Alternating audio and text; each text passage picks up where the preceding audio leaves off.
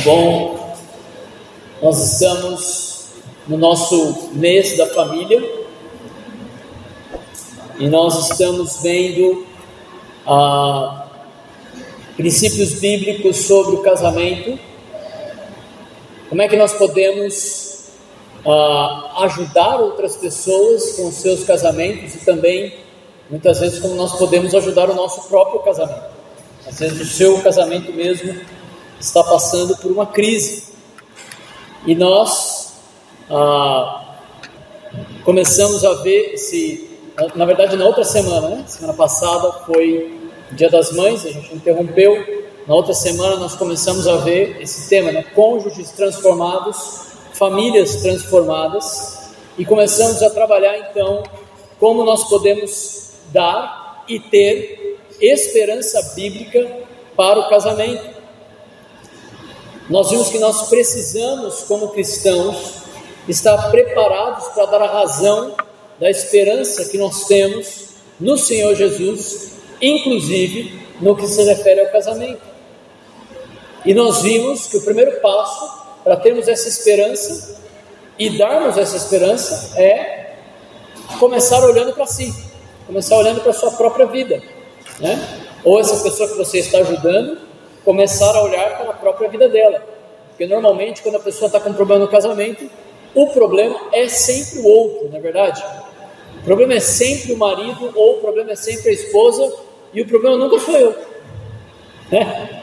Geralmente é assim que acontece, mas é justamente aí que a Bíblia mostra que a gente deve começar, olhando para si. Mateus 7, 3-5, porque vês tu o argueiro no olho do teu irmão, porém não reparas na trave que está no teu próprio.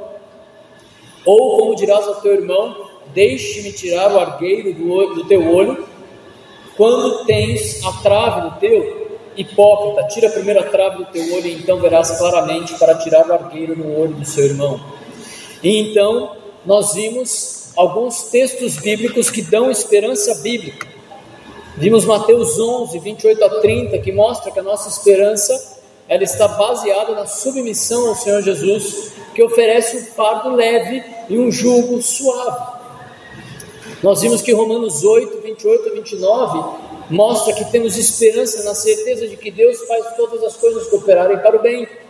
Nós vimos em 1 Coríntios 10, 13 que nós temos esperança porque nós sabemos que outras pessoas também passam por lutas semelhantes às nossas. E por fim, 2 Timóteo 3,16 mostra que temos esperança porque nós temos uma palavra inspirada e útil, inspirada por Deus e útil.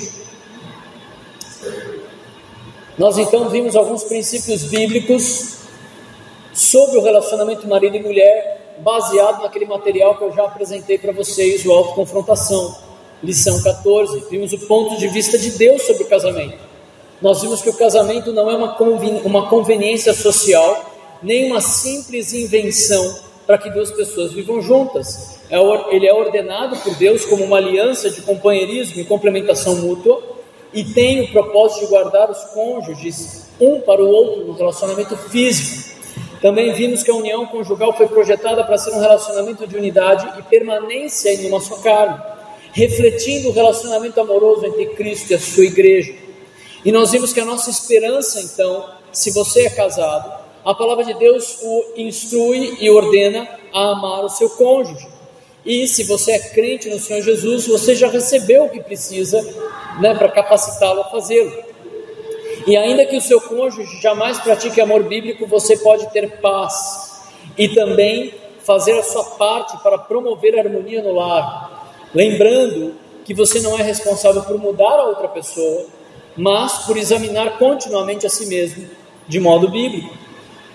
E então nós devemos nos dispor a sermos servos em moldes bíblicos e uma bênção na vida do nosso cônjuge.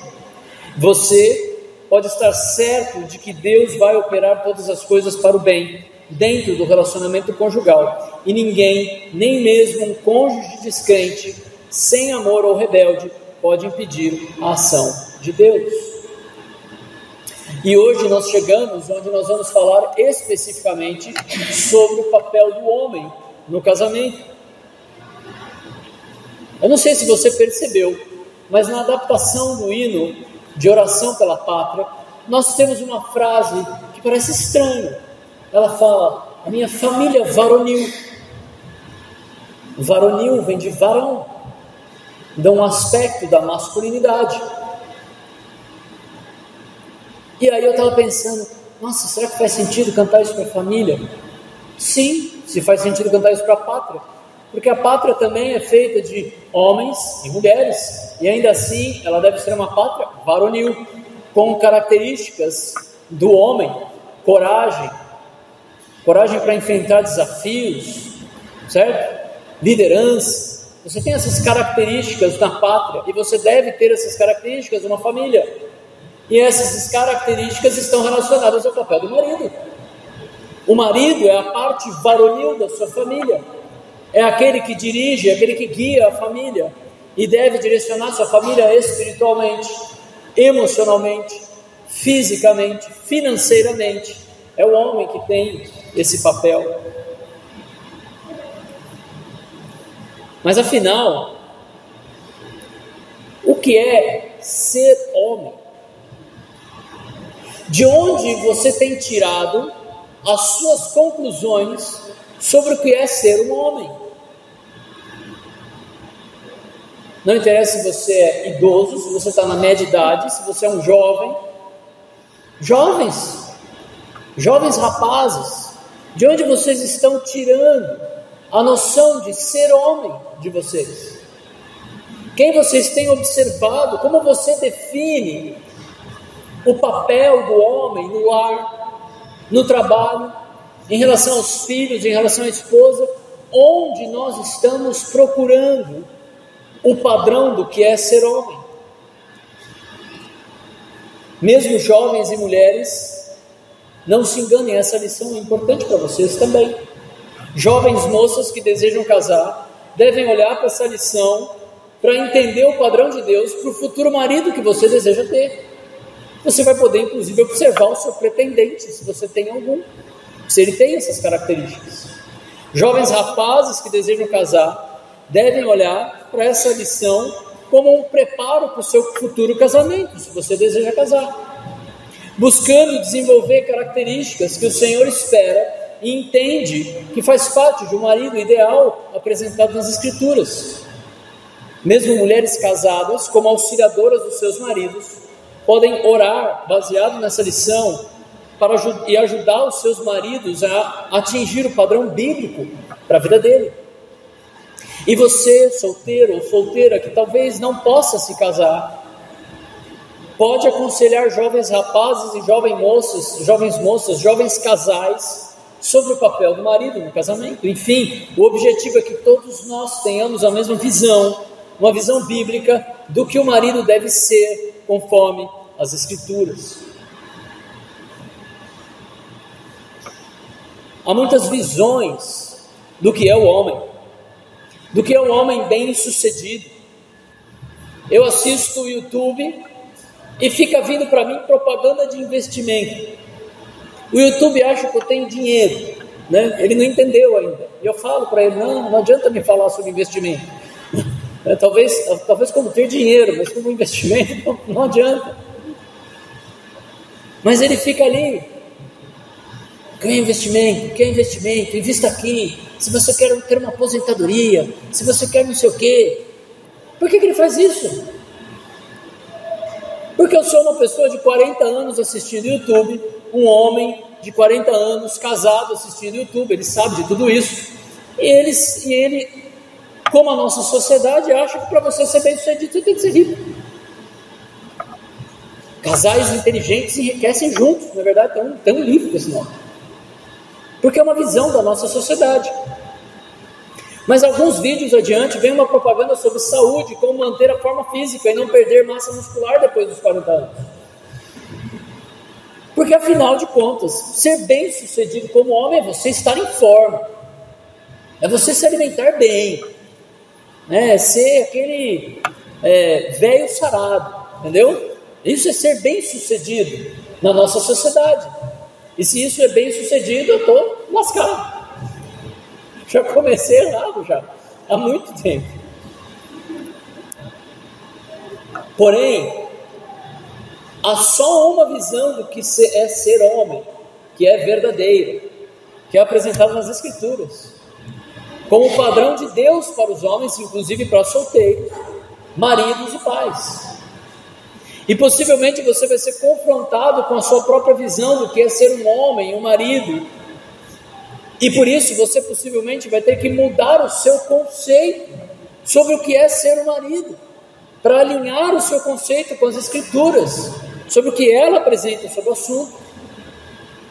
E se você estiver aconselhando alguém sobre o casamento, é possível que essa pessoa tenha uma visão deturpada do que é ser um homem, um marido, e por isso ele deve mudar o seu conceito do que é ser um marido, alinhando com as Escrituras.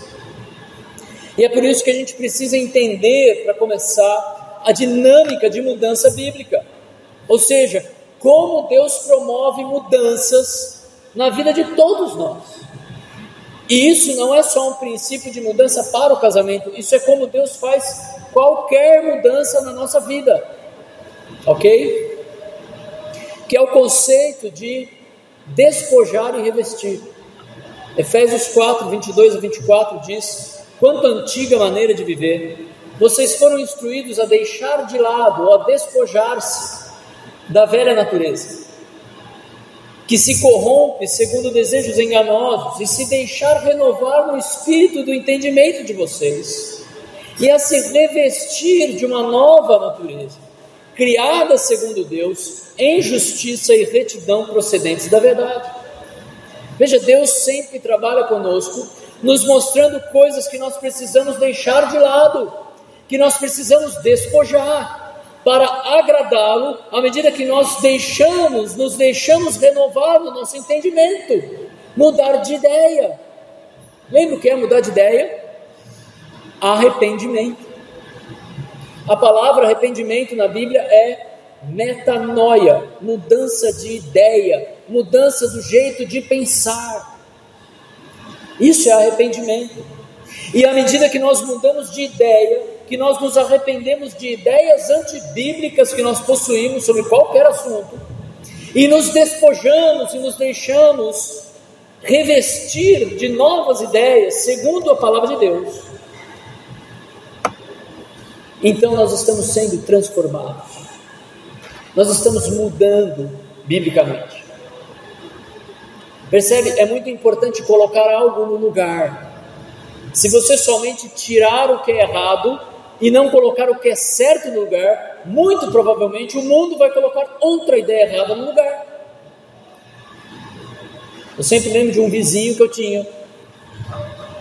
Ele tinha um problema que ele precisava parar de fumar. E aí um dia ele me procurou muito animado, falou: eu consegui parar de fumar, engordei 10 quilos. Por quê? Porque ele abandonou o vício do cigarro, e em vez de colocar no lugar um coração não inclinado ao vício, ele substituiu: eu vou comer. Então, ao invés de fumar um cigarro, comia alguma coisa, engordou 10 quilos. Percebe? Se a gente não coloca algo certo no lugar, a gente só muda de ídolo. Existe um filme, nós assistimos com as meninas essa semana, que se chama Minha Bela Dama. E nesse filme, um especialista da fala, né, ele lança um desafio para uma outra pessoa da mesma área, de que ele poderia transformar uma simples vendedora de rua em uma duquesa, que poderia enganar qualquer um sobre a sua origem. E ela então passa por uma tremenda transformação, que inclui tirar as suas roupas de vendedora de rua e colocar roupas de duquesa. Percebe? É isso que esse texto está falando, de tirar roupas sujas do pecado e colocar novas roupas da família real de Deus. Percebe? Despojar e revestir. Esse é sempre o processo de mudança que Deus promove. Veja, e é isso que Deus então quer fazer conosco, à medida que nós abandonamos a antiga forma de viver, nossas roupas espirituais, de quando nós éramos de uma outra família, e agora nós estamos entrando na família de Deus e precisamos de roupas nobres, roupas espirituais mais nobres, dignas da família de Deus. Esse é o alvo de Deus para todo cristão, transformá-lo em alguém mais parecido com Jesus. E então nós entramos nos princípios bíblicos para o papel do marido. Nós vimos na semana passada o ponto de vista de Deus sobre o casamento e a sua esperança, e hoje a gente vai começar a ver como é que funciona a sua mudança, o que precisa mudar, tanto para maridos, e semana que vem nós veremos para as esposas. Espere, aguarde. E esse ponto é chamado a sua mudança, não é à toa, justamente pelo que comentei, que por vezes nós precisamos abandonar as nossas próprias ideias do que a gente compreende sobre o que é ser homem, para compreender o que a palavra de Deus ensina. E o princípio, ou seja, a verdade que não muda, independente de onde estamos e do tempo que nós vivemos, no que se refere ao marido, diz o seguinte: maridos, despojem-se de toda dureza e amargura para com suas esposas, e revistam-se de amor e compreensão, a exemplo de Cristo, que também amou a igreja e se entregou por ela. Veja, deixar de lado, tirar as roupas da dureza e da amargura e colocar novas roupas de amor e compreensão, como Cristo, que se entregou e amou a igreja. E quando a gente ouve isso, ou talvez o casal que você está ajudando escute esse tipo de coisa, você pode pensar: mas isso é impossível. É impossível seguir o mesmo padrão de amor de Cristo. Sim, é impossível. E aí você vai me fazer a pergunta: então Deus colocou um padrão impossível para nós? Sim, colocou. Eu creio que Ele fez isso por pelo menos dois motivos. Primeiro, para nós sermos muito, mas muito gratos a Deus pelo seu grande amor por nós, que somos a igreja. É um amor impossível, e Ele fez isso por nós. E segundo, para mostrar que nós somos incapazes por nós mesmos de atingir o padrão do amor de Deus que Ele espera de nós, e assim a gente reconhece a nossa dependência dEle. E é muito difícil para homens reconhecer a sua dependência, não é verdade, homens? Na nossa sociedade autossuficiente, isso não cabe na masculinidade, mas para Deus cabe.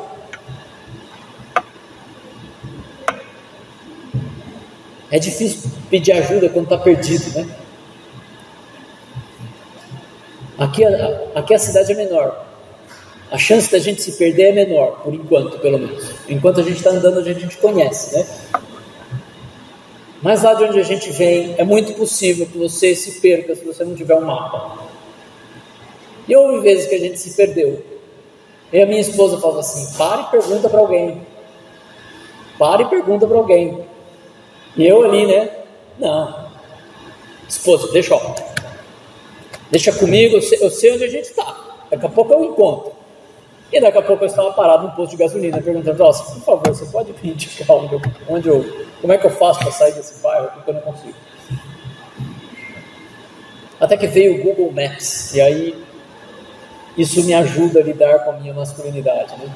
Eu não tenho tanto problema em perguntar para o Google como é que é o caminho que eu tenho que seguir. Mas a verdade é que para nós homens é difícil a gente reconhecer que a gente depende de outra pessoa. A gente quer ser autossuficiente, a gente quer ser o macho alfa que rasga a carne com a boca e fala assim: agora eu vou sozinho aqui e eu não preciso de ninguém. Não faça isso, irmão, certamente acabará mal. Nós precisamos do Senhor e nós precisamos uns dos outros. É por isso que esse ensino, ele só faz sentido para o cristão que já experimentou esse próprio amor na sua vida. Veja, maridos, que cada um de vocês ame a sua esposa como também Cristo amou a igreja e se entregou por ela. Veja, esse é o padrão perfeito de amor sacrificial para nós maridos amarmos as nossas esposas. Assim como Jesus se entregou por nós, abriu mão da sua glória para se tornar um de nós e entregou a sua vida para morrer pela sua noiva, a igreja, nós maridos temos que amar as nossas noivas, as nossas mulheres, nossa esposa, nos entregar por ela, estar disposto a sofrer por ela, por vezes negar o nosso conforto, por vezes negar os nossos supostos direitos, aquilo que a gente acha que é nosso direito, mas não é. Negar o nosso tempo e dedicar as nossas forças às nossas esposas. Poupar um pouquinho da nossa energia para cuidar delas, para estar com elas, para fazer o que elas gostam. E eu entendo nesse ponto de fazer o que elas gostam, que às vezes elas mesmas têm pouco tempo para isso, né? Às vezes mesmo as nossas esposas têm pouco tempo para fazer o que elas gostam, mas a gente tem que estar alerta, sempre alerta, disposto a, posso investir um tempo com a minha esposa, posso assistir um filme melado de romance, daqueles bem brega, mas ela gosta, então eu vou assistir, e eu vou me segurar para fazer qualquer comentário pejorativo, por amor a ela, porque eu vou me sacrificar pela minha esposa, eu vou pegar a pilha de louça do domingo à tarde para deixar minha esposa dormindo e vou lavar. Sim, irmãos, homens lavam a louça e sua esposa vai adorar isso.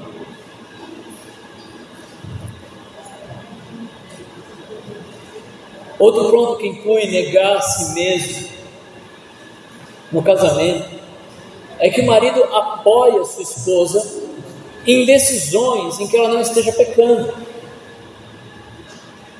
A gente pode inclusive ceder às preferências da nossa esposa sem que ela peque em áreas que vão afetar muito mais ela do que nós. Por exemplo, regras da casa. Regras da casa a minha esposa que faz. Por quê? Porque é ela que cuida. Então ela faz muito mais sentido ela fazer as regras. Eu sigo as regras. Quando eu ajudo, eu falo, querida, onde é isso aqui? Onde é isso aqui? Tá bom. Limpeza, organização. Às vezes, como marido, a gente pode ajudar as nossas esposas. Querida, será que se fizer assim, não é um pouco mais fácil? Talvez. Certamente vai ser mais fácil eu te ajudar se estiver assim.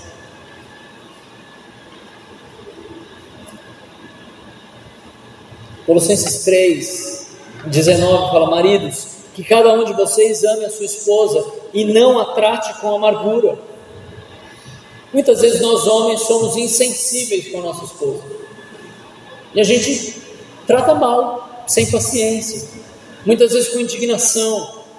Mas veja o que o texto diz: ame a sua esposa e não a trate com amargura, não a trate de maneira irritada, com ódio, de forma que a faça sofrer. E eu não estou falando para vocês isso como marido perfeito, eu faço isso com a minha esposa, e eu tenho que pedir perdão a ela e pedir perdão a Deus quando eu falho nisso. Faz parte da hombridade de ser homem, reconhecer o seu pecado diante da sua esposa e se humilhar diante de Deus para reconhecer o seu pecado.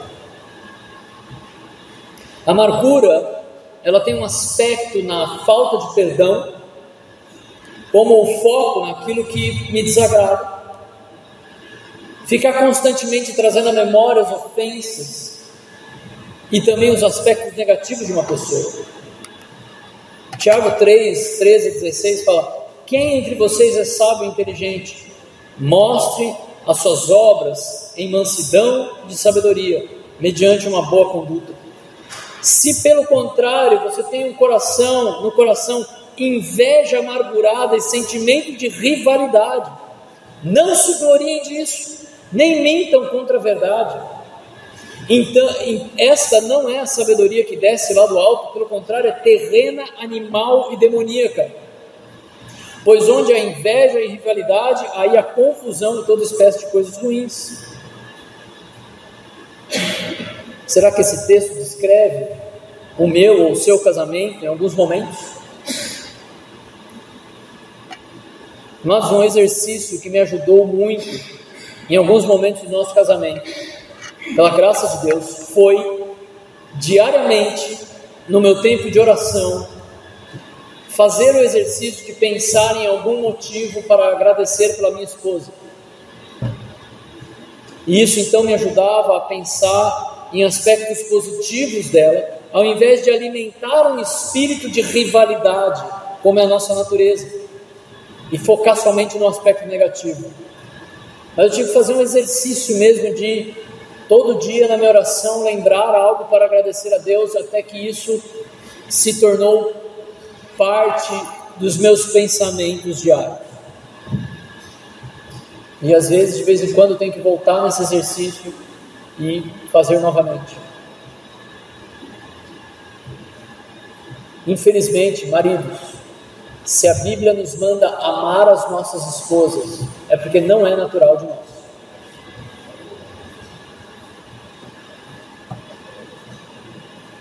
Ao menos não esse amor que ele está descrevendo aqui. Nós precisamos nos despojar da velha roupa do marido rabugento, sarcástico, que sempre ataca a esposa ou é indiferente em relação à esposa. Talvez tudo por causa do que ela te causou, supostamente, e nos revestir de amor sacrificial pela nossa esposa. 1 Pedro 3,7 diz: maridos, vocês igualmente vivam a vida comum do lar, com discernimento, dando honra à esposa, por ser a parte mais frágil, e por ser coerdeira da mesma graça de vida, e agindo assim, as orações de vocês não serão interrompidas. Veja, esse texto ele tem a ver com reconhecer as nossas diferenças como marido e esposa, mas também reconhecer aquilo que nós somos iguais. Maridos devem habitar com a sua esposa. A palavra aqui literalmente é viver a vida juntos. É isso que ele quer dizer com viver a vida comum do lar. É uma palavra só no grego, tudo isso, viver a vida comum do lar. É uma palavra só. Habitar junto. Estar no mesmo espaço onde a sua esposa vive. Participar da vida do lar. Entender as lutas que estão acontecendo ali. E não se engane, às vezes são lutas silenciosas. Às vezes são lutas silenciosas. Às vezes os seus filhos não vão falar, mas no modo de agir você percebe que alguma coisa está acontecendo. Às vezes a sua esposa não vai falar, mas você vai perceber da forma como está reagindo, como está falando. Nós, maridos, você, marido, é pastor do seu lar. O meu papel é pastorear vocês, mas o papel de vocês é pastorear a família de vocês. Vocês devem perceber esse tipo de coisa. E para perceber, você tem que estar habitando no seu lar.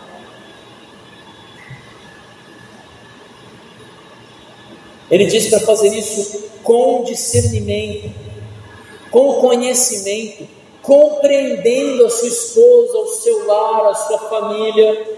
Veja, é uma convivência suficientemente profunda para entender o que está acontecendo em cada área da sua própria casa, com os seus filhos, com a sua esposa, guiando a sua família na moralidade, no que é lícito e no que é ilícito, de acordo com as Escrituras. E o marido deve então respeitar a sua esposa e dar o devido valor que ela merece. O marido que valoriza a sua esposa, ele a tem como fonte de prazer. Provérbios 5, 18 a 19 diz: Seja bendito o teu manancial, e alegra-te com a mulher da tua mocidade, corça de amores e gazela graciosa, sacie-te os teus seios em todo o tempo, e embriaga-te sempre com as suas carícias. E você vai falar assim: quê? Está escrito na Bíblia? Sim. Isso é fruto de um marido que honra a sua esposa. O marido que valoriza a sua esposa a tem como honra a si mesmo. Provérbios 12, 4, a primeira parte do versículo: a mulher virtuosa é a coroa do seu marido. O marido que valoriza a sua esposa a tem como auxiliadora na edificação do lar. Provérbios 14, 1, a mulher sábia edifica a sua casa. O marido que valoriza a sua esposa considera como uma bênção do Senhor. Provérbios 18, 22, quem acha uma esposa acha o bem, recebeu uma bênção do Senhor. Marido, como você tem tratado a bênção que você recebeu do Senhor? Como você tem dado honra à bênção que você recebeu do Senhor?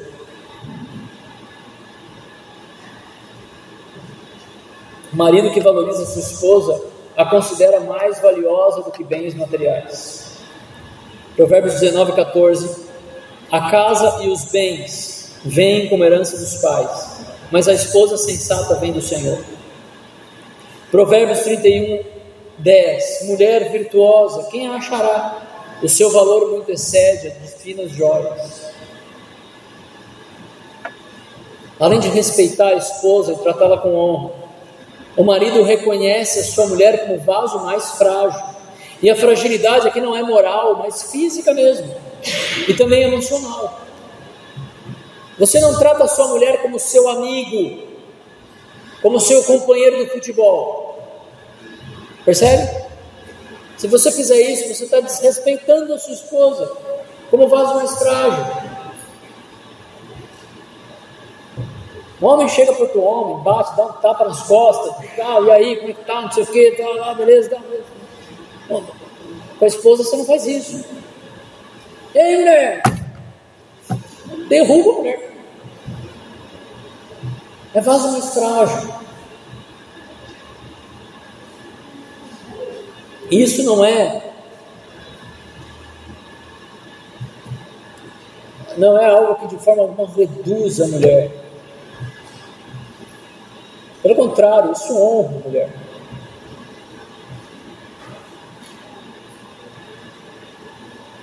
Quando você nosso mundo tem perdido a noção de beleza. A feiura tem sido exaltada.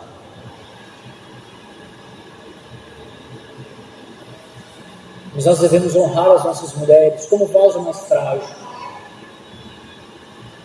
como um presente do Senhor.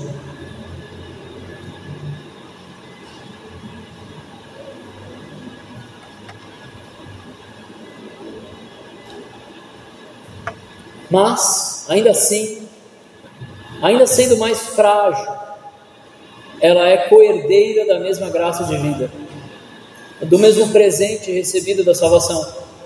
A sua esposa vai receber na eternidade parte de herança que cabe para o crente. E aqui cabe a pergunta: maridos, vocês têm preparado a sua esposa para a eternidade? Você tem lembrado a sua esposa de se preparar para a eternidade, para aquele dia que ela vai prestar contas ao Senhor? Você tem sido exemplo para a sua esposa de alguém que está buscando primeiro o reino de Deus e a sua justiça?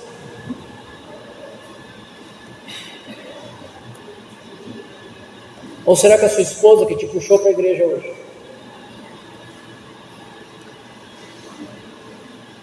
Infelizmente, as mulheres têm assumido um papel espiritual na nossa sociedade. Para nossa vergonha, homens. Porque nós, como homens, é que deveríamos liderar os nossos lares espiritualmente. Isso é ser homem diante de Deus.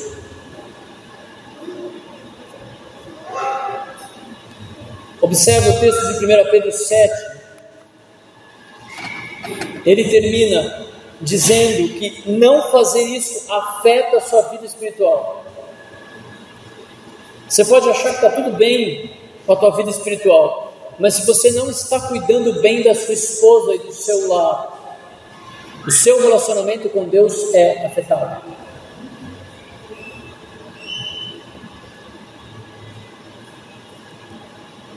A sua esposa é uma filha do Deus vivo, se ela é convertida.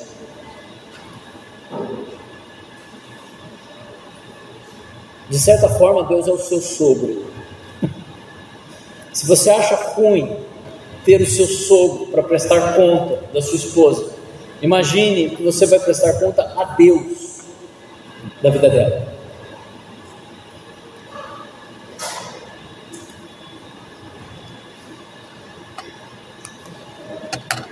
Para ser um líder verdadeiro, você precisa ser um verdadeiro servo em suas atitudes e ações. Mateus 20, 25 a 28 diz o seguinte: então Jesus, chamando-os para junto de si, disse: vocês sabem que os governadores dos povos os dominam e que os maiorais exercem autoridade sobre eles, mas entre vocês não será assim. Pelo contrário, quem quiser tornar-se grande entre vocês, que se coloque a serviço dos outros, e quem quiser ser o primeiro entre vocês, que seja o servo entre vocês. Tal como o Filho do Homem, que não veio para ser servido, mas para servir e dar a vida em resgate de muitos. Novamente, Jesus é o nosso exemplo de liderança, não como o mundo compreende a liderança, mas como líder servo. Em Efésios 5, 21 fala: sujeitem-se uns aos outros no temor de Cristo. É interessante que esse trecho famoso sobre o casamento, que a gente leu durante o culto inclusive, venha logo depois desse versículo, que fala sobre sujeitar-nos uns aos outros, ou nos submetermos uns aos outros, que por sua vez é uma das formas pelas quais nós nos deixamos encher pelo Espírito, que é a ordem dada no versículo 18. Então, parte da vida cheia no Espírito está em nos submetermos uns aos outros, colocar o outro em uma posição elevada. Algo muito parecido com Filipenses 2, 3 a 4, que diz: não façam nada por interesse pessoal ou vaidade, mas por humildade, cada um considerando os outros superiores a si mesmo, não tendo em vista somente o que é seu, os seus próprios interesses, mas também os dos outros. Agora, como é que mulheres fazem isso? Como é que mulheres se sujeitam uns aos outros? A gente vai ver isso mais profundamente depois, mas basicamente se sujeitando ao seu marido. Inclusive, a palavra sujeitai-vos não está no versículo 22, quando ele fala mulheres sejam submissas aos seus maridos, ela não está lá. A construção ali é versículo 21. Sujeitem-se uns aos outros por amor a Cristo, as mulheres aos seus maridos. Na tradução ele repete a palavra para ficar mais claro, mas ela não está lá. Ele está falando de sujeitar uns aos outros. Agora, como é que os homens se submetem às mulheres então? Não, o homem tem que se submeter às mulheres? Sim. Sujeitai-vos uns aos outros mutuamente. Como é que o homem faz isso? Amando a sua esposa como Cristo amou a igreja e se entregou por ela. Ou seja, sendo o líder que serve, assim como o Senhor Jesus, que lavou os pés dos discípulos e disse que a gente deveria fazer o mesmo. Maridos, lavem os pés das suas esposas, sirvam as suas esposas. Eu costumo dizer que em casa o burro de carga sou eu. Se tem que pesar em alguém, é em mim, porque Deus me criou para isso, não criou minha esposa para isso.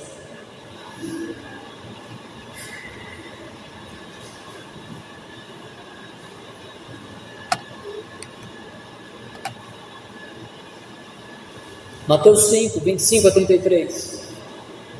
Maridos, que cada um de vocês ame a sua esposa, como também Cristo amou a igreja e se entregou por ela, para que a santificasse, tendo-a purificado por meio da lavagem da água pela palavra, para apresentar a si mesmo como igreja gloriosa, sem mancha, nem ruga, nem coisa semelhante, porém santa e sem defeito. Assim também o marido deve amar a sua esposa como ama o próprio corpo. Quem ama a esposa ama a si mesmo. Porque ninguém jamais odiou o seu próprio corpo, ao contrário, o alimenta e cuida dele, como também Cristo faz com a igreja. Porque somos membros do seu corpo. Eis porque o homem deixará o seu pai e a sua mãe e se unirá à sua mulher, tornando-se os dois uma só carne. Grande é esse mistério, mas me refiro a Cristo e a igreja. No entanto, também quanto a vocês, que cada um ame a sua própria esposa como a si mesmo, e a esposa respeite o seu marido. Veja, a liderança do marido não é uma liderança de dominação machista, mas também não é abrir mão da liderança e deixar a mulher viver como quer. Essas duas formas de liderança no seu lar são pecaminosas. As duas formas são pecaminosas. Tanto querer dominar a esposa como um tirano, como, então vou deixar minha esposa viver do jeito que ela quiser. Pecado. Está falhando.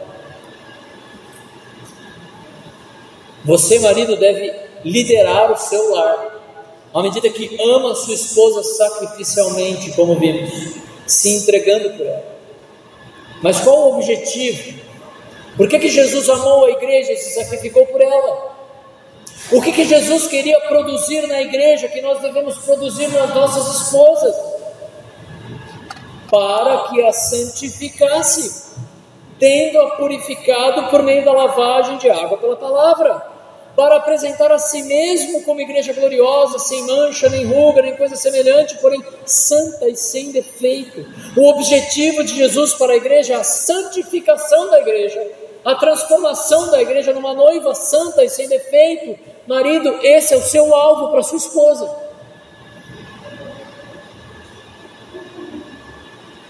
A sua esposa deve ser mais santa por ser a sua esposa. E você será cobrado de Deus por isso, não se engane. Naquele dia, Deus vai perguntar: por que a Natália é assim, Rômulo? Por que você não tratou isso na vida dela, Rômulo? Eu te dei essa esposa, por que você não fez isso? Nós vamos prestar conta da vida das nossas esposas. Assim também o marido deve amar a esposa como ama o próprio corpo. Quem ama a esposa ama a si mesmo, porque ninguém jamais odiou o seu próprio corpo, ao contrário, o alimenta e cuida dele, como também Cristo faz com a igreja, porque somos membros do mesmo corpo. Assim o marido deve então amar a sua igreja, cuidando dela, amando como se ama, como já se ama. A gente não precisa aprender a amar a nós mesmos, porque ninguém jamais odiou a própria carne. O marido deve alimentar a sua esposa como Cristo faz com a igreja, não apenas fisicamente, mas espiritualmente, promovendo santificação, crescimento, amadurecimento na palavra. Mas infelizmente hoje, nós vemos que são as mulheres mais engajadas na adoração e serviço do Senhor do que os homens. Vergonha para nós homens. Homens, onde estão vocês? Onde estão os homens para orar, para reconhecer quem é o nosso Deus, para chamar nossas famílias à adoração do Deus vivo? Não tinha nenhuma família voluntária para dirigir o culto hoje. Obrigado, Ronei, por ter aceitado.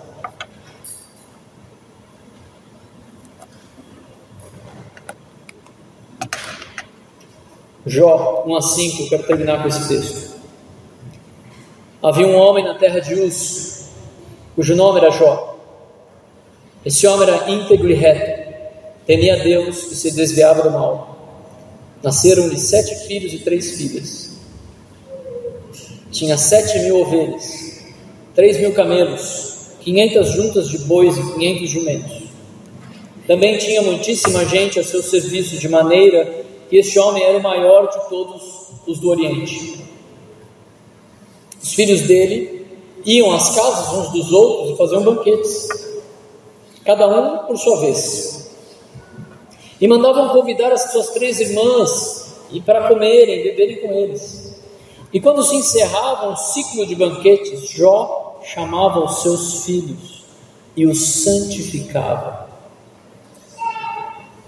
Levantava-se de madrugada e oferecia holocausto segundo o número de todos eles, pois pensava Jó assim: talvez os meus filhos tenham pecado e blasfemado contra Deus em seu coração. Jó fazia isso continuamente. Em um texto muito simples, nós vemos que Jó era um homem preocupado com o coração de seus filhos e o relacionamento dos seus filhos com Deus. Jó era um sacerdote do seu lar, ele oferecia sacrifício em nome dos seus filhos. Homens, que nós sejamos como Jó, que zelava pela sua família, no que se referia à sua vida espiritual, cuidava dos seus filhos para que fossem perdoados por Deus se houvessem pecado. Veja, Jó fazia holocaustos preventivos pelos seus filhos continuamente, caso vai que eles pecaram.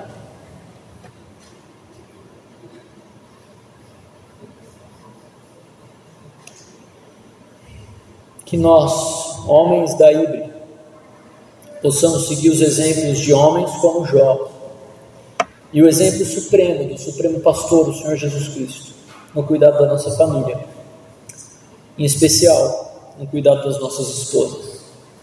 Vamos orar. Senhor, a começar em mim, todos os maridos da Ibre precisam do Senhor. Nós precisamos que o Senhor nos ajude a mudar de ideia sobre o que é sermos homens. Nós precisamos que o Senhor nos ajude a mudar de ideia do que é ser marido das nossas esposas.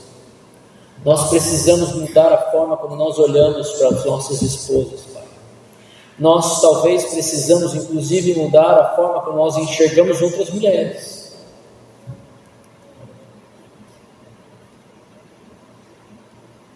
Transforma-nos, Senhor, transforma-nos.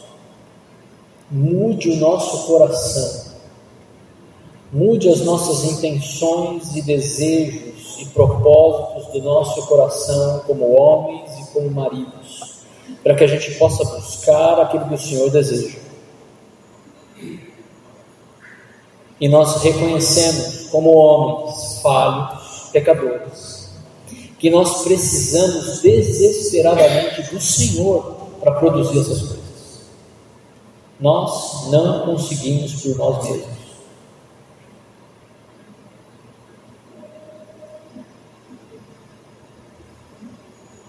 Por favor, Senhor,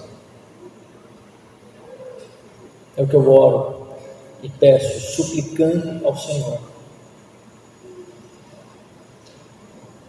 no nome do seu Filho, que é o nosso exemplo de marido.